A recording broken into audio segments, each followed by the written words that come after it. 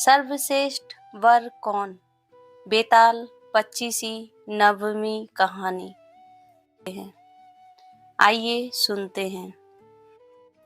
राजा विक्रमादित्य बेताल को ले जाने में कई बार विफल रहे, लेकिन उन्होंने हार नहीं मानी। इस बार भी उन्होंने बेताल को अपने कंधे पर लादा और आगे बढ़ने लगे। हर बार की तरह इस बार भी बेताल ने राजा को नई कहानी सुनाई। जानिए क्या थी वो कहानी और राजा ने कहानी से जुड़े बेताल के सवाल का क्या जवाब दिया। एक बार की बात है, उज्जैन शहर में एक राजा राज करता था। उसका नाम वीरदेव और रानी का नाम पद्दा था। उन दोनों की एक बेटी थी, रूपमती। एक बार रूपमती अपनी सहेलियों और मंत्रियों के साथ राज्य में घूमने निकली। घूमने के साथ साथ वह अपनी प्रजा को कुछ भेंट भी दे रही थी।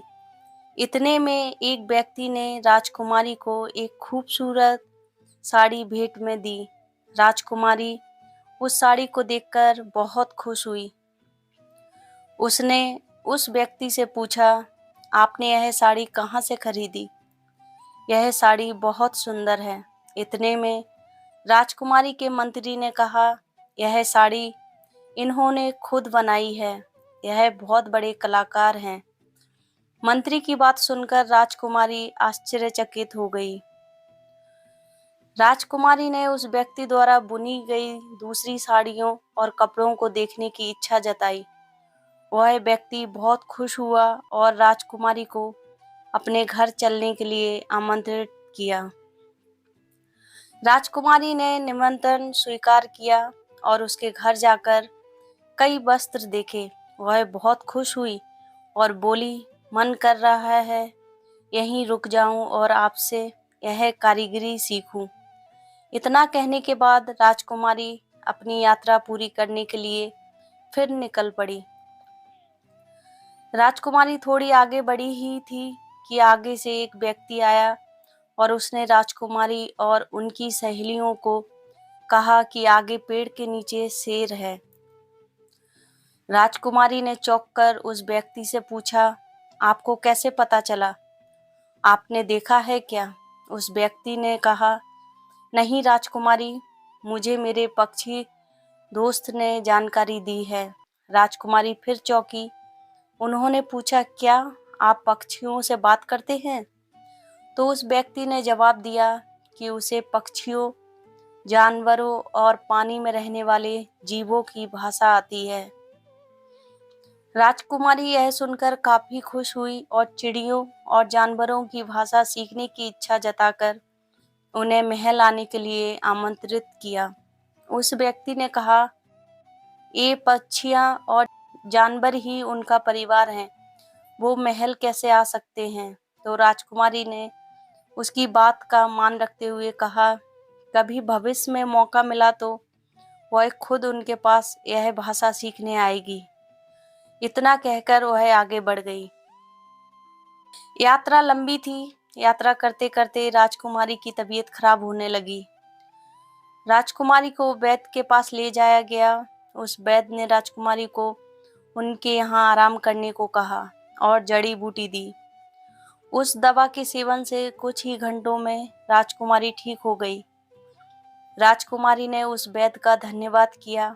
वहां बैठे अन्य मरीजों ने वैद्य के बारे में राजकुमारी को कई बातें बताई कि वो कैसे सबकी सेवा करते हैं और उनकी दवाइयों से कई लोग ठीक हो गए हैं। ये सब सुनकर राजकुमारी ने वैद्य को कहा, आप बहुत अच्छा और पुण्य का काम कर रहे हैं।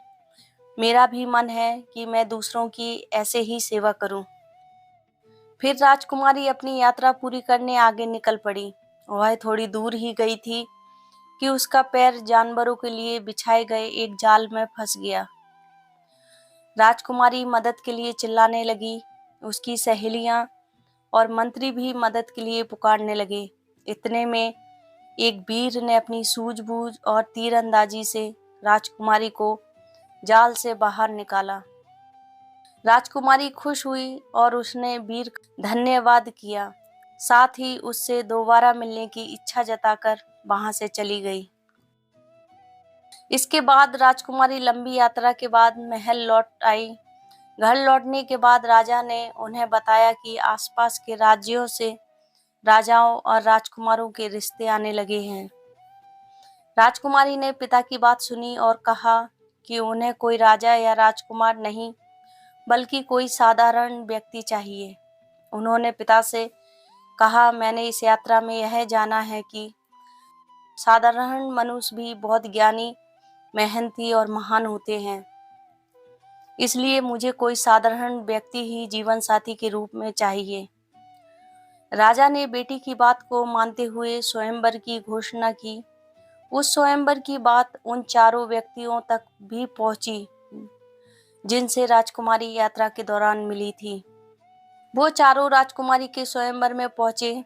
कहानी यहाँ तक पहुंची ही थी कि हर बार की तरह इस बार भी बेताल ने कहानी को बीच में रोकते हुए विक्रम से सवाल पूछ बैठा। बेताल ने पूछा, राजकुमारी के सामने 4 वर थे, एक कपड़े बनाने वाला कलाकार, एक भाषा ज्ञानी, एक वैद्य और एक वीर। अब बताओ, इसमें से राजकुमारी के लिए सर्वश्रेष्ठ वर कौन था? किसके गले में राजकुमारी ने स्वयंवर की माला डाली? जल्दी बताओ, वरना मैं तुम्हारा सिर। राजा विक्रम ने जवाब देते हुए कहा, कलाकार बहुत धनी व्यक्ति था, लेकिन राजकुमारी को धन की क्या कमी, इसलिए राजकुमारी कलाकार का चुनाव नहीं करेगी।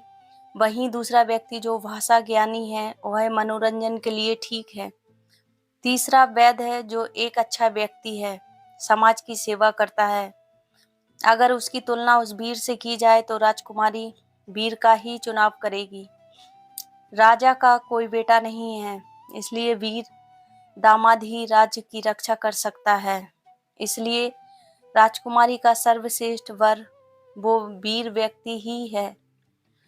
विक्रम की बात सुनकर बेताल खुश हो गया, लेकिन हर बार की तरह विक्रम के बोलते ही बेताल फिर पेड़ पर जाकर लटक गया। कहानी से सीख मिलती है, मौका मिलने पर वीर और बुद्धिमान व्यक्ति को अपने जीवन का हिस्सा जरूर बनाना चाहिए।